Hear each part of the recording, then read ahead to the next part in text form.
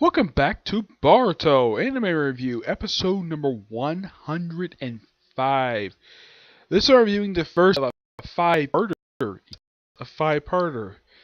called Steam Ninja Scrolls. Yep. Yeah, this one's based upon a light novel, and no, I've never read the light novels that Boruto has had. It's about two or three, and this is adapted from one of them. Now, in case you're wondering, despite the fact this focuses on three characters who don't usually feature much in these series, does the main character of the franchise show up in this episode? Yes, for like one scene along with Shikadai and Shikamaru. Why they're there together? Try a new burger. That's the only reason why. Now the main character of this arc, is it one of the main other characters? No, it's actually Mary Saratobi. Yep, making her first appearance since her one episode cameo back during the Mitsuki disappearance arc. Though people know exactly where they disappear anyways, too. Excuse me, but it also featured a return of two characters haven't seen in a while. One, of course, being Kakashi, making his first appearance in 11 episodes. Last time he appeared was during the Parent-Child Day arc. Yeah, that was his last known physical appearance in the series. Yeah, as far as I can tell, that was his last official one. And another guy, Mike Guy returns for the first time in 36 episodes. Yes, I just looked it up. His last appearance was episode 70, which is the episode just before the Mitsuki disappearance arc. So it's been a long time seeing Mike Guy. And of course, almost the entire episode, basically Mari herself is very anxious, and of course she questions, apparently now her name Mary was actually her father's idea. She doesn't know why they picked the name. And of course, the episode starts with her. First, she's praying to her father, and then she's praying to her late grandfather. And then, of course, that's when she runs into Boruto, Shikadai, and Shikamaru. And after that, she meets up with Guy and Kakashi. And she assumes this is going to be a 2 or 3 day mission. But then the episode's really actually much longer than that. Yep. So yeah, they go to this village, they play some games, and of course there's a pickpocket. Though Kakashi tries to stop it, but he runs away. But lucky enough that Marius was able to capture him pretty easily thanks to illusion jutsu. Well, using genjutsu on these guys. Why the heck not? This is something that her mother was an expert in. And yeah, here she's able to catch no problem. Also, I love the brief scene before they leave the village of Boruto and Mary basically have that conversation. Yeah, this is the first time these two have interacted in the series since episode 38. Yes, it has been that long since the last time these two have interacted. Yeah, the last time they interacted was even shorter than this. This one is a good conversation. At least they're not fighting each other, just trying to get the Naruto like it was last time. So yeah, episode 38, that was roughly almost 70 episodes back. Yeah, almost 2 years ago. That was the last official time these two have seen each other on screen. And it's great, though, that you get a chance to see two characters like this interact with each other. I kind of wish we got more of this in the anime, because these two people, in the case of Mary, her mother was Barto's mother's sensei. Her father, of course, I also appreciate though she referred to Shikamaru in the episode Shikamaru sensei. Well, technically because, yeah, he basically taught her ninjutsu. Why the heck not? Because, well, there's that.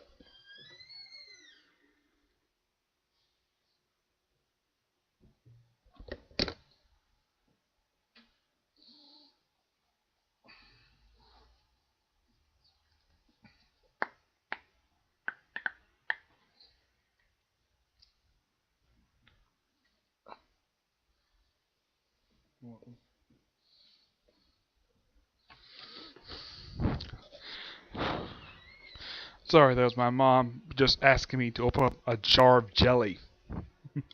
Yep. Anyways, yeah.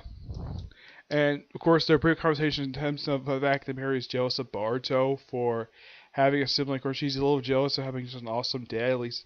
Well, in the case, this is just a great conversation, and I kind of wish we got more of this. I don't know if this conversation was longer in the light novel because I have never read it, but yes, my personal favorite scenes of the entire episode. Before she goes out with Kakashi, of course, she's questioning her head, like she has this thing where she's like has a voice in her head. I'm thinking, does this remind anybody of a character who's got like an inner personality, and where her inner personality is more, let's just say, excited than her usual self? Yeah, it kind of reminds anybody of Sakura. Yes, he borrowed this from Sakura. I don't know if this was like this in the novel. Like I said, I've never read it. I am planning on reading it. Probably, hopefully, before this arc is over with. But then they go off to the village. They have some fun. Of course, they have, like I mentioned, the park thief. And then they go to a hotel. It gets pretty late, so they stay at a hotel. And of course, I love the scene of Kakashi and Mary just talking to each other of how she's a little over anxious. And of course, that's when we reveal that that's actually going to be not a 2-day mission, but a 20-day mission. And of course, they're going to the Land of Steam. And as mentioned by Mary at the end of the episode, this is the area, this is the land where her father's killer was born. I'm like, is that where Hikaku was from? The guy who was immortal, who could never actually die, despite the fact he had his head chopped off. Yes, this guy still keep moving. He think he's freaking Deadpool, but he doesn't have a freaking healing factor. Yeah, Hedon, that's his name, Hedon. So this is where Hedon's from, because that's the strange thing about Hedon. No one knew where he came from. And then it's revealed here, oh, he's from the Land of Steam. Okay. When the heck was that revealed? That's one of the most dumbest things about this. Like, okay, so this is where Hedon was found. Okay. Yeah, because that was a recurring question that probably a lot of people had about the character when he first showed up in the series. Like, where the heck did this guy come from? Like, what area did he come from? And apparently, when he joined the Akatsuki, he apparently ditched the cool jacket he had. I mean, yeah, he had the Akatsuki thing, but he could have kept the jacket and put the jacket underneath the actual Akatsuki robe. I mean, a lot of the other members basically wore shirts under theirs, but he didn't. He basically went shirtless. That's how he was. Yep. Yeah, but before that, of course, the whole thing with Land of Steam, you have Kakashi, of course, wondering like why he carry on a small bag. The fact she's very much like her father, personality-wise, despite the fact she physically looks like her mother. Somewhat, anyways. Though she has her mother eyes. I mean, face-wise, it looks almost exactly like Ashima's. Except she has her mother's eyes. Her hair is pretty much similar to her parents, so her style of her hair, the whole spiky thing, is actually more father. And yeah, and the whole thing about them being a Chunin, where the Chunin thought it would be a serious mission. Nope, it just basically coming here on vacation. Well, covers vacation anyways. And she's like basically worried. She only packed clothes for 2 days because she misheard that there was going to be a 2-day mission for a 20 mission instead of being a 2-day mission. So she'll probably find some way to get more clothes. But if I were Murray, I would basically say, I would call up and say, hey, it turns out my mission is actually for 20 days. Can you send me more clothes, please? I'm sure that Core and I would not have a problem with this at all. I mean, I'm sure this place is not that far from Inleaf Village. I mean, yes, they pretty much did walk there. But the thing is, how can they get her clothes there so quickly? Yeah. Hopefully she finds a way to get more clothes before the trip is over with. Either that, or she has to buy clothes. Somewhat. Yeah, either that or she has to wash her clothes every couple of days because she has no freaking clothes. Yep. And of course, they like try out the hot spring. Turns out when winter was closed. Yep. Yeah, and this is, I mean, exception of a little bit of the middle part. This overall was a really good episode, and I'm definitely looking forward to next week because Kiba's back. Yes. Also, last time he appeared was during the parent-child arc. Yeah, he actually appeared in the first episode of the very arc. Yeah, that was his last non-physical appearance in the series. That was back in episode 93. Yes, 93. So, by the time next week's episode, it's only been 14 episodes since his last appearance. And apparently his girlfriend is back. Okay, apparently him and his girlfriend never got married. Despite these two have been dating for excuse me, for 12 years, and yet these two never got married. Yeah, this is actually something that Naruto mentioned back. Like he was worried, like he mentioned that Hinata was worried about Kiba and Shino not having basically a love life. But apparently, some of the maybe Naruto didn't know about the fact that Kiba already has a girlfriend, but it's never reported they had kids or not. Though there's been a theory rolling around that the one is kind of like cat slash dog one. The one is part of Sumeri's group before she decided to leave and go to sign Ninja Duels. It's rumored that she might be Kiba's daughter, but nothing much has been developed on that.